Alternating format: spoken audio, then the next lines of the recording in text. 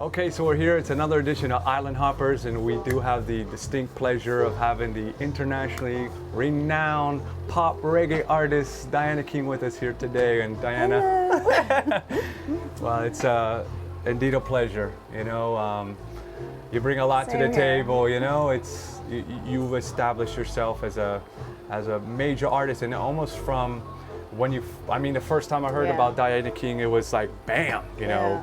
The soundtrack and Shy Guy, and it was just, how did somebody come from where you came from and just jump right into it? I mean, it was almost like, as they say, overnight success. Yeah. You know what I mean? Even though you kind of had a couple of hits or whatever, how did that all really happen? Because that's a phenomenon. You know what?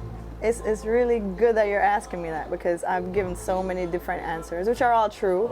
But I think, I don't know. I've always been a singer, singing since I've been 13. But I think at that age, you just don't believe in can't have, you know, no. You see something in your head, and that's what you see. You know, it's when you get older that you start to be like, But it was like that. Like, I had no fear. If something felt right, I just went for it, and everything I did was that feeling, okay, this feels right, I'm gonna do this. Right. So you said you started at 13. Yeah. When did this major success start to happen for you? Well, everyone knows my first album, which had Shy Guy on it. Right. That was it. Right. My first CD. And when did that come out, and how old were you then? I'm not a mathematician. Well, let's say the magazine said I was 19. Okay. Okay. So it was 6 years then. But it was just unbelievable that time. Yeah. I was like, before that I was singing mostly background vocals. For? Shaba. Right. That's what I had heard. Yeah. You know, and that was great. It's interesting because a lot of people seem to come that route. You look at Tammy Chin, she did what, you know, there's a couple that have done that, and it's like a school, you know, you have to do that. Not everyone does that, but it's good. No, it's a great school. Yeah. It's a great school, and I've seen others, you know, even Khalib kind of did stuff for Beanie Man for a while, you know what I mean? Yeah. It is a great school. You go and on I still do it, actually. Yeah? Yeah, I have this thing for background vocals, because Yeah. I think they add so much to a song. They do. Whatever chance I get, I do it. What happened after Shy Guy and the whole ordeal? You know, obviously, when you're working for a major label, they have expectations that puts a lot of pressure on you. Yeah. And you know, you got an album deal. Shy Guy sold X amount of copies. Billboard, blah blah blah, videos, everything. What happened? In your opinion, what happened? There's so many, like I said before, over time, you figure out all the stuff, or you come to these conclusions or assumptions. But I just think it's a lot of things. There was a time when there was this big change in, like, the record label. Like, I knew no one, and I know how that is. It's like when you get a new job, or you get a new boss, and the boss wants to, you know, conquer new things, and if they had things before, it's like, okay, that's already there. I want something that I discovered.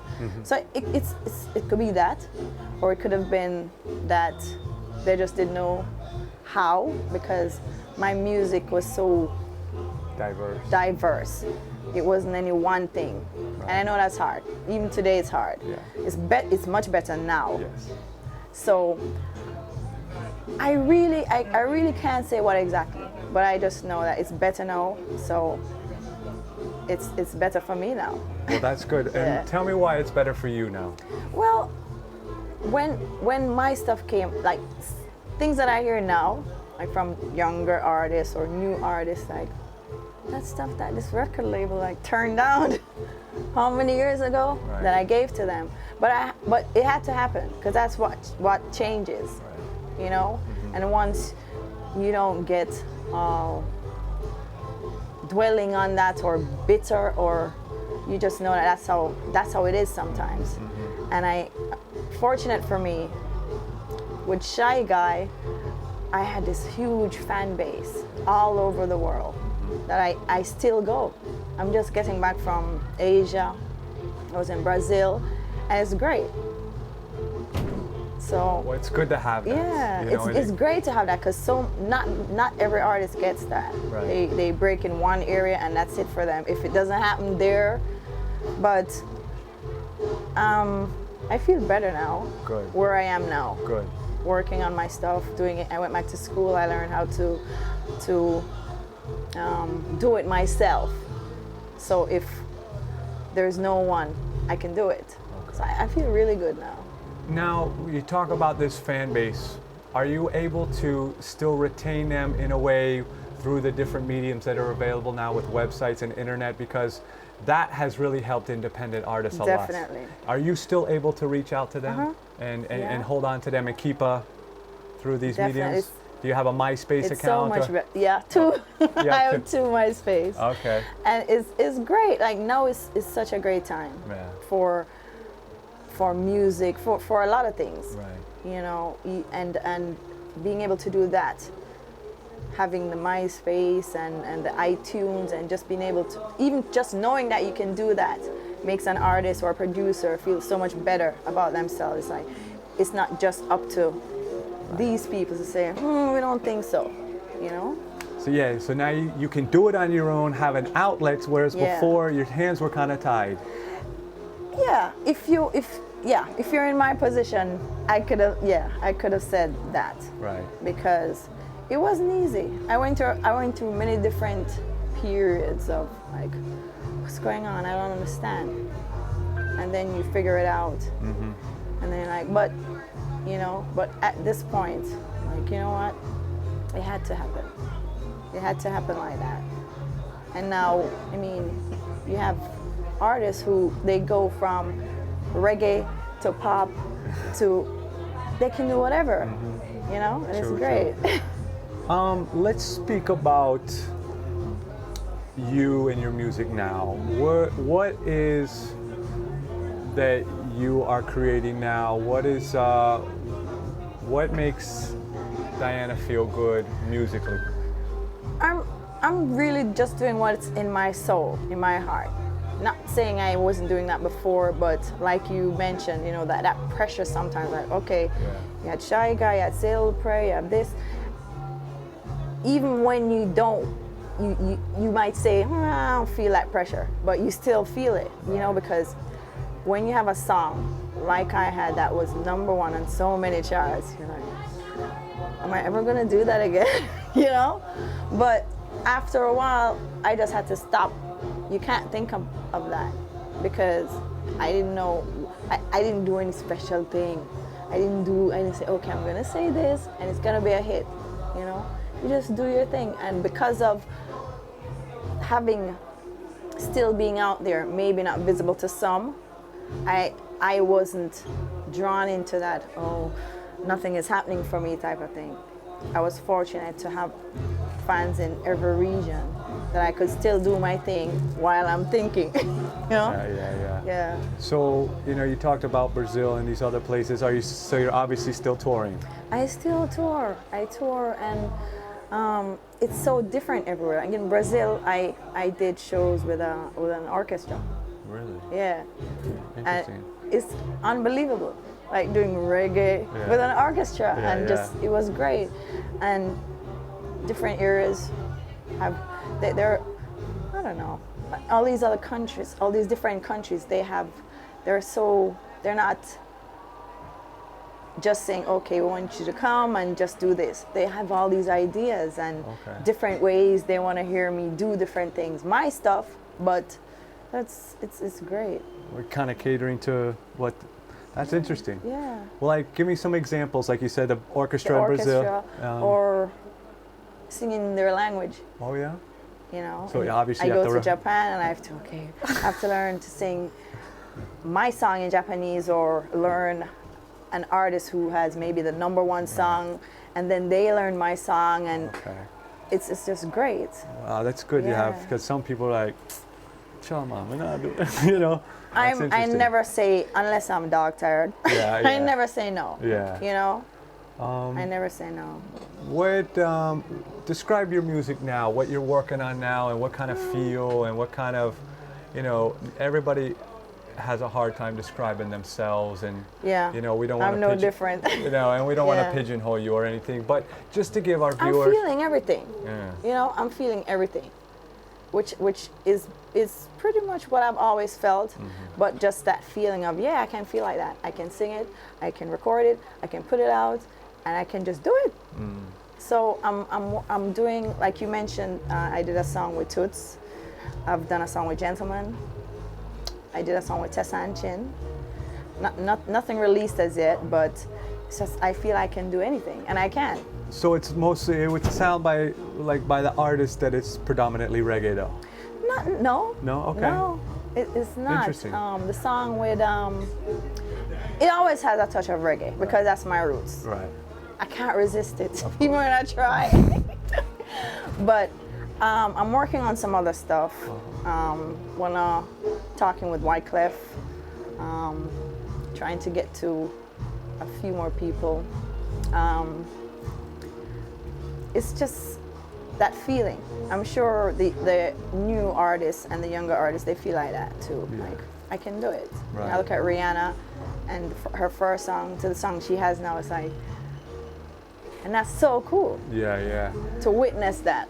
For sure. And what is your plans to, obviously you're working on your music, maybe an album, continue touring, any videos, anything. Where is the direction you're going now outside? We've talked about the music. Where are you taking your business? Which direction are you taking it? And what are you aiming for? An album, tours, what else? What else is there? Anything, everything. I want to do a lot of things, and I feel it more possible now. I have this idea of doing, because I have fans who like my house stuff, fans who like my R&B stuff, fans who like my reggae stuff or the mixture, and I'm planning a double album, a double CD. Okay. I also have been getting requests to do a cover CD for many, many years. I mean, I always do a cover, but I want to do that, like pop songs from the 80s, 90s, and just, I want to do my clothing line, Which is called? merchandising. What's your Think club? Like a Girl. Think Like a Girl? Yes. Okay. Well, Which is the name of my second CD. Okay. Right. DKJA. I have all these ideas, and I'm just in a very good place. Good. I'm in a very good place, and everything that I dream of or I want to do is so possible. Well, you see, I learned something new. I mean, R&B obviously is something not too foreign to me for you doing that, or obviously reggae, but I never knew you did house. How did that whole house thing come about? Say a Little Prayer. Oh, okay. It was the remix. Right. And I remember the first time I heard the remix, I was so upset. Like, what? What did you do to my song? Because it's originally done in reggae. Yes, no, I know. And that was one of my biggest hits, The House. Yeah. And I grew to love it. Okay. And so you've done sometimes more? on my shows I sing it 3 times in one night.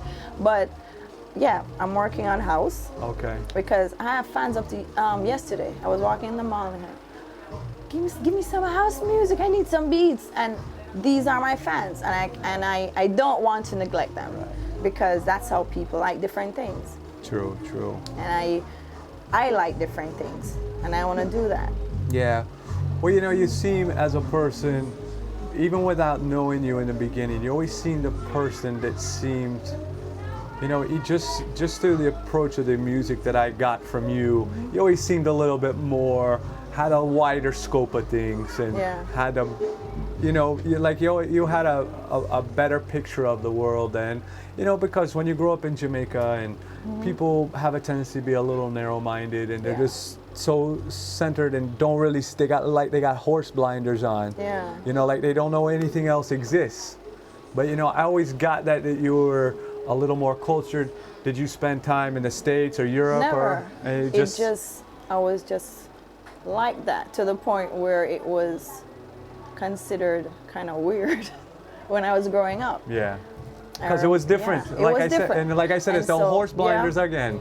I mean, I went from there was one time my mother, God rest her soul, like she thought I was possessed. Really? Because, you know, that's how people in a culture you grow up, and Right. if it's not normal, then it's either possessed or the devil or whatever it is. Yeah. And I went through that, but I just believed that there was so much more out there. It's as if I was born like that, because no one else around me, not my siblings, none of them was like that. And I just felt like that even before I stepped foot out of Jamaica. Interesting. I was attracted to everything, every type of music, weird type of dressing, blonde hair, red hair. I'm really toned down now. Yeah, well, I'm Yeah. sure you probably had some things where people even probably say some other things we won't even say. Yeah. You know what I mean? I'm sure. Because I just saw them think, you know. But I don't really have a whole lot left. If there's something that, you know, I didn't really say or do that you really want to get out there to the people, you know, tell me, please, because we want to help you. You know what I mean? That's what we're Yeah. here for. Well, I'm working on stuff that soon to be released. Like I said, I'm very excited about the song I did with Tessan, because I really like her. Yeah, man, Shabbat. I really like her. It's got a nice And sound. the song is wicked. And actually about to mix it. Okay. So I guess after that will be the video, Right. which I'm sure you'll play. Yeah, if we get it. Yeah. we get So I'm really excited about that. But in the meantime, I'm working on my own stuff. I built a studio at my house. Okay. And I'm just pouring the stuff out. It's at my house, so I can get up in the middle of the night and go, ah. So Okay, I'm in a place where I'm just, anything is possible, I'm gonna go for it. Well, like we said, that doesn't surprise me with you at all. You know, you've always seemed Yeah. very open and open-minded. But I'm tired of my original fans saying, what happened? Yeah. So I'm gonna give it to them. Yeah. Give it Yeah. to them. Give it to Give them. it to them. Yeah. You strike the chord with the production. So you're doing a lot of production, or who's doing your production, or? Because I know, I wasn't do. Handel working with you a lot? Yeah, I was working with Handel. I haven't seen him in a while. Right. But I think you guys, I don't know, correct me if I'm wrong, but you guys seem like you had a good chemistry. we do. Yeah. The best. Yeah. But sometimes it doesn't work out. But if you ask me who I'd love to work with or wanted to work with right now, I would say Handel. But I'm working with members of my band, because they've been my band from the beginning, and it's only fair. I'm working with them. I'm doing my own stuff, which I'm not gonna say I'm a producer, Right. but I have my own ideas, which before maybe I wasn't bold enough to say, okay, you know, when you first started and you're young, sometimes you're a bit shy or timid. But now I write my shy stuff, guy. I do my stuff, and it's great to have the opportunity to do it, Oh, good. especially when you're still young. And looking good, baby. Well, remember this. She had a king, and me not say nothing more. Just give us a little drop. It's Island Hoppers. Yo, this is Diana King, and you're watching Island Hoppers. Keep it right there. Mwah.